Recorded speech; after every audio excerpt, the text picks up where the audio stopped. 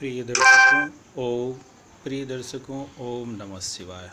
आइए एक महत्वपूर्ण विषय पे मूर्ति पूजा पे चर्चा करते हैं। मूर्ति पूजा वैज्ञानिक है, अवैज्ञानिक है, ढकोसला है या अंधविश्वास है, मूर्खता है या इसका सामाजिक, धार्मिक, आध्यात्मिक और साइंटिफिक रीजन भी है। इसी पे चर्चा करते हैं। बहुधा आजकल मूर्ति पूजा को अंधविश्वास से जोड़ दिया जाता है, मूर्खता से जोड़ दिया जाता है, जो कि सरासर अनुचित है। इस संबंध में हम चर्चा करते हैं। नंबर 1 कि मूर्ति पूजा हम एक मंदिर बना लेते हैं या एक पत्थर ही रख लेते हैं, उसको शिव जी मान लेते हैं और वहाँ पर या अपने घर में एक छोटा सा अलग कमरा बना करके वहाँ हम छोटी सी एक मूर्ति रख लेते हैं अथवा यंत्र आदि रख लेते हैं और वहाँ पे धूप दीप अगरबत्ती आज रोज़ जलाए करते हैं। तो घर में भी पूजा करते हैं और मंदिरों में भी हम पूजा करते हैं। तो ये घर में भी मंदिर बनाना और मंदिर में जा कर के मंदिर बनाना और मूर्ति पूजा वैज्ञानिक कैसे हुआ, इसी संबंध में हम चर्चा करते हैं। तो सर्वप्रथम हम जानते हैं कि प्रतीक, सिंबल, तो मूर्ति पूजा को व्यापक तौर पे प्रतीक पूजा का एक आवश्यक अंग माना जा सकता है। और प्रतीक पूजा, प्रतीक कैसे है, तो हम इसको ये समझ सकते हैं कि मूर्ति जो है ईश्वर का प्रतीक हो जाती है, उसी निराकार ब्रह्म की, उसी परमात्मा की, उसी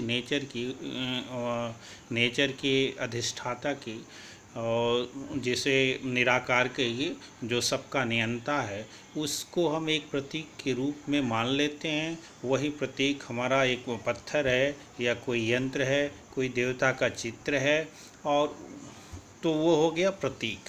और उस प्रतीक की हम पूजा करते हैं। तो प्रतीक की पूजा करते समय जब से ही हम प्रतीक के सामने जाते हैं तो हम उसी परमात्मा की ही पूजा करते हैं। प्रतीक क्या करता है, उसी परमात्मा की याद दिलाता है।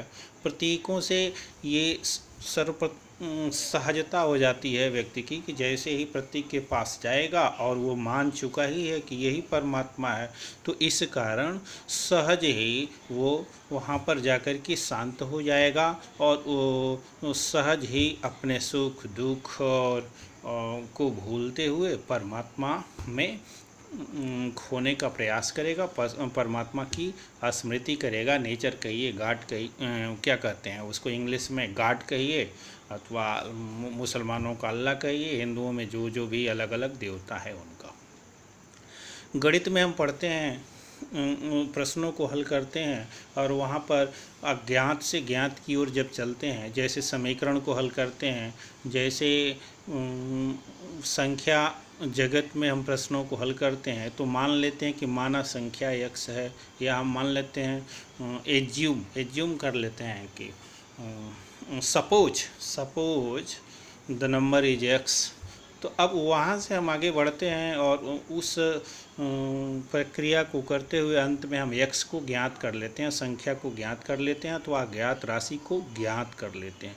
तो ठीक वही तर्क यहाँ पे लगाइए जो गणितीय तर्क है। संख्या x संख्या नहीं होती, परंतु मान करके और वहाँ से हम उस से आगे बढ़ते हैं और x को ज्ञात कर लेते हैं। तो उसी प्रकार से परमात्मा को हम नहीं देखे हैं, नहीं जानते हैं, तो हम suppose this is God, suppose this is Allah, suppose this is Allah वाले तो मानते नहीं हैं, suppose this is Shiva, suppose this is Ram, suppose this is Mata Durga, this is Shiv, तो या ये भगवान शिव हैं, और उस आधार पे हम उनको मनुष्य की भांति ही उनकी पूजा अर्चना आदि करते हैं। तो ये सब, और अंत में जिस प्रकार से यहाँ से x को ज्ञात कर लेते हैं, उसी प्रकार से हम पहले परमात्मा को मान लेते हैं, उस अज्ञात को मान लेते हैं मूर्ति के रूप में। तो मूर्ति एक सपोज हो गई, मान्यता हो गई, और उस मूर्ति के माध्यम से ही आगे बढ़ते बढ़ते और हम अंत में उसी सर्वोच्च परब्रह्म परमात्मा को भी प्राप्त हो जाते हैं, निराकार को भी प्राप्त हो जाते हैं। तो ये पहला वैज्ञानिक तर्क रहा जो गणितीय पद्धति के आधार पर रहा।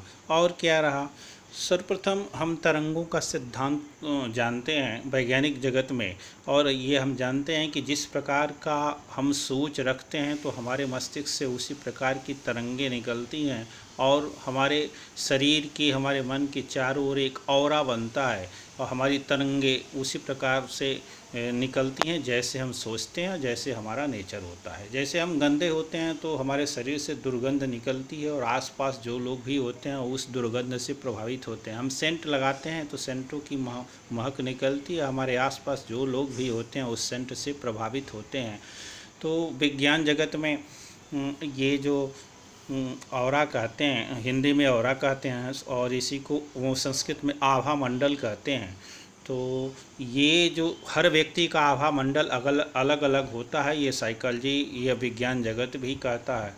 तो शब्दों का अलग अलग उच्चारण होता है, उससे अलग अलग ऑरा बनता है। तो हम एक मान्यता बना करके कि ये भगवान हैं, और उसको एक विशेष उसको घेर करके वहाँ मंदिर बना देते हैं, और जब हम वहाँ जाते हैं तो पवित्र चिंतन ही करते हैं।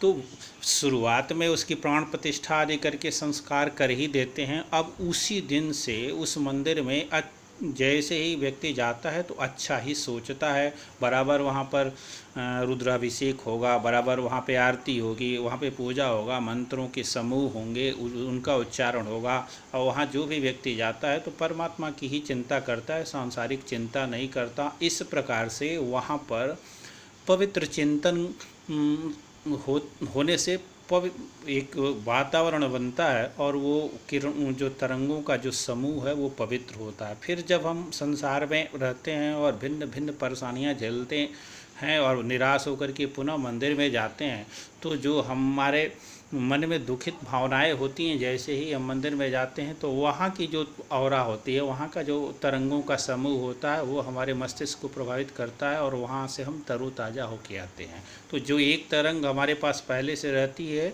और जैसे वहाँ जाते हैं तो वो तरंगें प्रभावित करती हैं। तो मंदिर को हम ही बनाते हैं, और हम ही पहले मंदिर को पवित्र करते हैं, बाद में वही मंदिर हमें पवित्र करने लगता है। तो ये दूसरा सिद्धांत हुआ तरंगों का सिद्धांत। उसके कारण भी ये वैज्ञानिक बनता है। और इसी प्रकार से मूर्ति पूजा, प्रतीक पूजा और सरलता, जैसा कि हम जानते हैं कि मनुष्य की आँखें चित्र देखकर बहुत खुश होती हैं। जैसे सभी लोग, सिनेमा में कुछ नहीं होता है, सब लोग जानते हैं कि सिनेमा काल्पनिक है, शूटिंग किया गया है, फिर भी सिनेमा देखते हैं।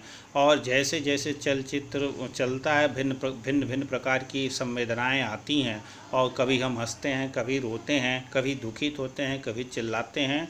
उसी प्रकार से जब मंदिर में जाएंगे तो जो एक चित्र बना है, उस चित्र को देखते ही भगवान की याद तुरंत आएगी। क्यों नहीं आएगी? जब जो चलचित्रों को जो झूठा है देखते हैं तो उसका प्रभाव पड़ता है, उसी प्रकार से मूर्ति को देखते ही भगवान की याद आएगी। तो मस्तिष्क में भगवान से जुड़ी हुई बातें, भगवान से जुड़े हुए आरती, भगवान से जुड़े हुए श्लोक, वो सब याद आएंगे। तो इसलिए मनुष्य जो है, ये स्थूल मूर्ति बना करके पूजा करना मस्तिष्क को एकाग्र चित्त बनाने का सबसे सरल साधन है। सूक्ष्म साधनों में और जाते हैं तो मंदिर की जगह पे त्राटक बना लेते हैं, एक छोटा सा बिंदु, उस पर ध्यान करते हैं तो वो त्राटक कहा जाता है। लेकिन हम जानते हैं कि मनुष्य समुदाय में अधिकतर लोग स्थूल चिंतन करने लायक ही होते हैं। तो इसलिए मूर्ति होगी तो एकाग्रता में बहुत ही सुविधा हो पाएगी। इसलिए भी मूर्ति पूजा हमें एकाग्र होने में मदद करेगी। मूर्ति पूजा हमें एकाग्र करने में मदद करेगी, और एकाग्रता ही सफलता की सबसे बड़ी कुंजी है। तो इस प्रकार से मूर्ति पूजा को और हम आगे ले जा सकते हैं। अभी ये छोटे से 3-4 अभी कारण रहे, ये सब के सब वैज्ञानिक रूप से दिखते हैं। इसके सामाजिक, धार्मिक, आर्थिक, राजनीतिक अन्य कारण भी हैं मंदिरों के। तो वो तो एक अपना अलग ही विषय है, योगदान है, वो अलग बात है। उसकी चर्चा और आगे ज़रा कर ही देते हैं कि ये मंदिरों का किस प्रकार से गरीबों के हित में भी मंदिर हो जाते हैं, कैसे। क्योंकि आप देखते हैं कि अधिकतर बड़े बड़े मंदिरों के आसपास 10, 20, 50 लोगों को रोज़गार मिल ही जाता है। कोई भूजा बेचता है, कोई फुलौना बेचता है, कोई फूल बेचता है, और कोई धूप दीप कपूर आदि बेचता है, तो उसको भी रोज़गार मिलता है। और बड़े बड़े लोग जाते हैं, वहाँ दान पात्र रखा होता है, उसमें दान आदि देते हैं, और मंदिरों में भोजन आदि की व्यवस्था होती है। शाम को भंडारा जब बनता है तो जो भी लोग गरीब लोग होते हैं वहाँ उस भंडारे में फिर मुफ्त का भोजन भी पा ही जाते हैं। और दिन में जो लोग रोजी रोजगार करते हैं उनको तो मिल ही जाता है। तो इस प्रकार से और भी एक मान के चलिए कि छोटे छोटे बच्चे जब होते हैं तो ये माँ बाप पूजा करने जाते हैं। छोटे बच्चे जो घरों में उगते रहते हैं तो उन छोटे बच्चों के लिए घूमने के लिए और खिलौने आदि के लिए भी एक अच्छा स्थान भी प्राप्त होता है, और उन्हें भी